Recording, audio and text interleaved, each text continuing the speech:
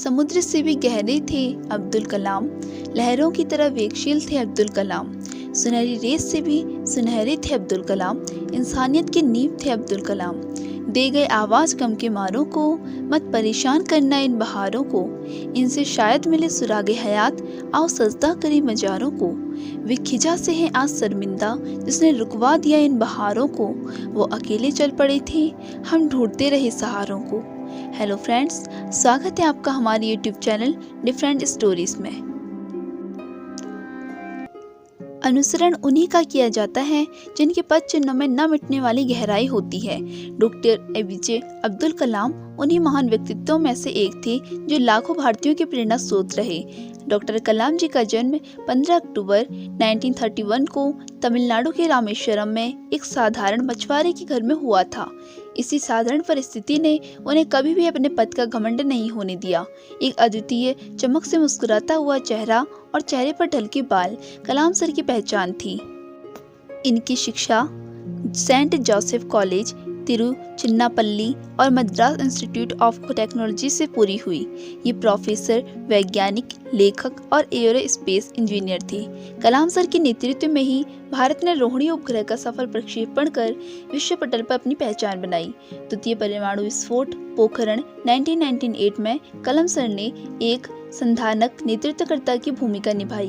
कलाम sir सुरक्षा अनुसंधान एवं विकास संगठन DRDO तथा भारतीय अंतरिक्ष अनुसंधान संगठन इसरो में प्रमुख वैज्ञानिक व सलाहकार के रूप में भी कार्यरत रहे। भारतीय जनता पार्टी और कांग्रेस के संयुक्त समर्थन से डॉक्टर एपीजे अब्दुल कलाम भारत के 11वें राष्ट्रपति नियुक्त किए गए। इनका कार्यकाल 25 जुलाई 2005 से 25 जुलाई 2007 तक रहा।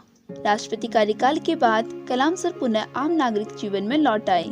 कलाम सर पायलट बनना चाहते थे, किंतु दुर्भाग्यवश इनका यह सपना पूरा न हो सका। कलाम सर ने अपने के दूसरे रूप में पूर्ण किया और देश के पायलट बन गए। कलाम सर कहा करते थे, सपने वो नहीं जो आप नींद में देखें, बल्कि सपने तो वो हैं जो आपको नींद न आने दें। कलाम सर खुद को एक अध्यापक मानते थे। छात्रों से चर्चा करना, उन्हें संबोधित करना कलाम सर का पसंदीदा कार्य था। कलाम सर वैज्ञानिक रूप में हमेशा व्यस्त रहे।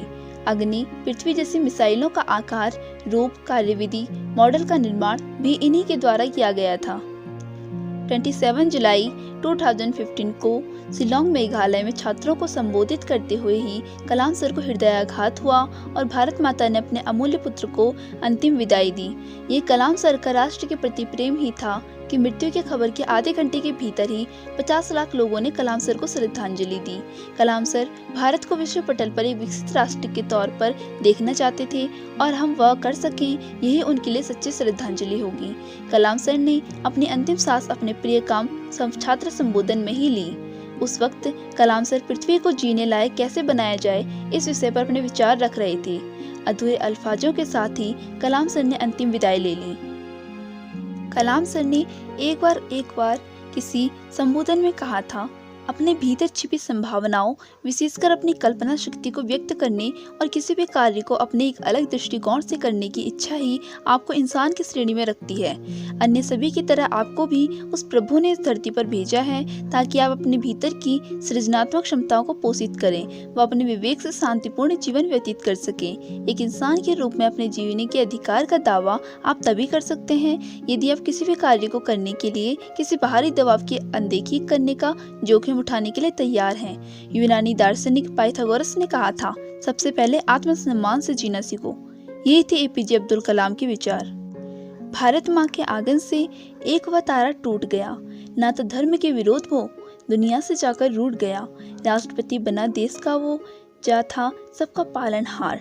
नेकी करता सबके लिए था वो विश्वसनीय संघर्षहार। विज्ञान से उसे लगाव था जो लाया विज्ञान के नैन, आगे जाकर वह कहलाया भारत माता का मिसाइल मैन। सो फ्रेंड्स, अगर आपको एपीजे अब्दुल कलाम जी की जीवनी और स्टोरी पसंद आई हो तो वीडियो को लाइक जरूर करें और इसी तरह की और डिफरेंट रियल लाइफ स्टोरीज आपको लगातार मिलती रहे। चैनल को सब्सक्राइब करें और हाँ, बेल आइकन को दबाना ना भूलें।